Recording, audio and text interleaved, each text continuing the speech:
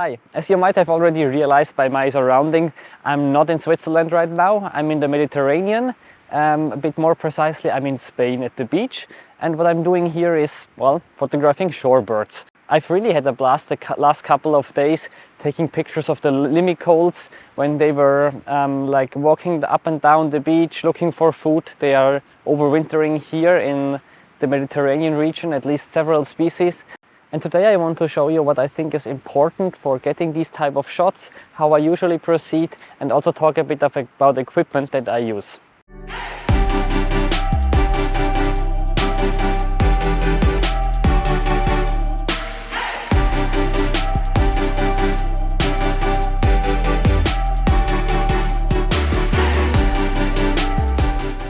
As you might know, usually I like this kind of overcast weather with this very diffuse light for photography because it gives me just the opportunity that I can go around and take pictures in all directions without having to think too much about the shadows, the light and so on. But I also need to say, if I take pictures of limicoles, I usually prefer nice and sunny weather. Why? Well, maybe you can already see a bit here in the background. The sky is rather overcast and the sea is grayish, bluish, so not the nicest colors. So if I go with this weather, I would try to include more the sandy beach here in the background. This gives this yellowish, brownish background, rather bright, but okay. But I would avoid the sea usually. So if it's possible, I rather go out on a day that is really sunny and then use the first 1 hour in the morning or in the evening just before sunset, when you have this warm light, direct light, and a really clear blue sky that is kind of reflected in the sea, and then you have this super blue background and the bird itself is hit by a rather warm light and it gives a nice color contrast, I think. So that's my usual attempt. And the nice thing in the winter month here is just that the sun is not rising so much over the horizon, so the period of how long you can shoot and have nice light is a bit longer. In summer I feel it's more like half an hour, 40 minutes. In winter I easily stretch it to 1 hour. The second thing that I would say makes a big difference between an interesting and a boring picture is the angle that you shoot. So usually I try to go as low as possible, which means that I don't even shoot like this, I go even lower. I go really to the ground, and I will show you how I do it now.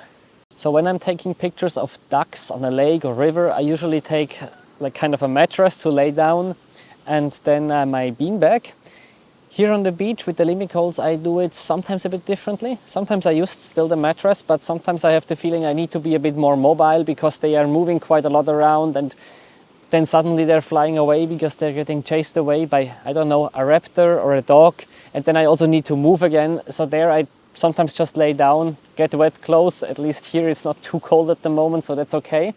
I still use my beanbag quite a lot, even though it's not ideal for moving forward and it gets quite sandy on all sides. So what I'm testing now is this skimmer ground pot, where usually my unique ball or a gimbal would be, but I need it for filming right now, but you can see how this should look like. And then the idea is that you can kind of move this on the sand. Yeah, I did some preliminary testing so far. The concept is nice. I'm wondering if I'm a bit too high for certain shots. At least this was my impression yesterday when I used it. So I will maybe try it with a smaller ball head. And then I'm also having this small one here, this small ground pot. I will also try this a bit more and then make a separate video about which one I like more and what would I recommend, what are the advantages and disadvantages of both, and so on. So as I mentioned yesterday, I was a bit too high with this combination of the skimmer and the flex shooter. So I ended up putting it aside and putting this on the ground again, which is not so great because even if it's just a foot, there is afterwards like sand coming in the little holes here that are for the screws. And sand close to the lens or the camera is something you really don't want to. I had this, I think 2.5 years ago almost, with my R5. I was in northern Germany taking pictures at the beach. It was very muddy, it was starting to rain, and the mixture of rain and sand is really not a good combination. And some of the buttons stopped working for, I would say, 12 to 18 hours. I waited until everything was dry and then cleaned them with an old toothbrush and with a dust blower. In the end, everything worked okay, but I would really highly recommend be a bit careful at at the beach, especially if the sand is really fine. The finer, the worse it is. Try to avoid that sand comes into the background, meaning clean the stuff before you put it in the backpack. And also avoid that sand comes in the backpack, so I will clean this stuff here before I put it back, and that's also why I put my jacket down here. And what I will use more in the future, I think, is some sort of protection for the camera and for my lens. In the past I had a lens cover from Mr. Young Gear, but it was a size L. This one here, so it's quite lightweight, easy to use. But for me, the L was a bit too short for my 600mm. For a 500, I guess it would be fine. And it's not protecting the camera perfectly, in my opinion, at least not if I want to move it freehand. On a tripod, this might work. So what I'm testing now is this cam shield. It's made by Tragopan. Maybe you know this company. They're making blinds. I have a blind from them. And it's a bit bigger, it's a bit heavier, but it comes in a nice pouch. And heavy, it's 200 grams, so also not too much. Comes in a nice pouch, which is a nice concept, because if this is wet and sandy, it's nice not to put it directly in the backpack with your other photography stuff. So I will quickly show you how it works. I have not really used it, so a review will follow at a later point, I would say. So I basically start by putting this around the lens hood. There's a Velcro that I can put. Generally, I don't like Velcro so much in bird photography or nature photography products, just because they make some noise sometimes. Maybe you can hear it. But I think this is something you anyway don't do when the birds are there. You rather do this before you go to the beach. And then the nice thing here is the rest works with magnets. For me, that's a very neat function, because this works also if it's a bit wet and everything. And then here in the end, now I put it the opposite way, so I need to turn it a bit.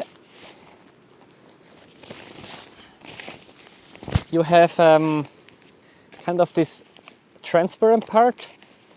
There's even a cutout for the viewfinder that you can put around.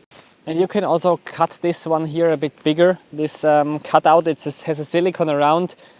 It seems to kind of work for the R5, but it's a bit tight, so I think I will cut this a bit more. And then you can see I can kind of touch all the important buttons, being the one on the right. Even the joystick is still okay. The one on the left here, they are a bit cumbersome, especially the menu. But I cannot really remember when I went the last time in the menu, when I was sitting on the beach taking pictures. I have all the functions I need on other buttons. So this is fine for me. And I will really use this a bit more in the future to make sure that my camera is a bit more protected. So enough about tools and equipment. What about the actual camera settings? I think apart from the usual, one of the most important things is the shutter speed. That needs to be quite short, because many of the Limicals, they are always on the move, walking back and forth. And I try to stay at 1,000th of a second or shorter. If I have enough light, I rather go to 2,500ths of a second, because this is just enough that if they start to fly away, you can also take some pictures in flight, which is quite cool. And sometimes you can see analyze their behavior a bit and see if they're starting to turn their head a bit. You know that they will probably fly away soon. And I also have a button assigned that automatically changes my camera settings that suit more for in-flight pictures. If you're fine with the pictures you have with the light in your bag, I highly recommend also try something else. So yesterday I got a bit bored in the end, and I walked around them and tried to shoot them backlit. It worked kind of okay-ish. The sun was not as strong as I would have wanted, but it was okay. I also tried to put them a bit smaller in the frame, that we can really appreciate the colors a bit more.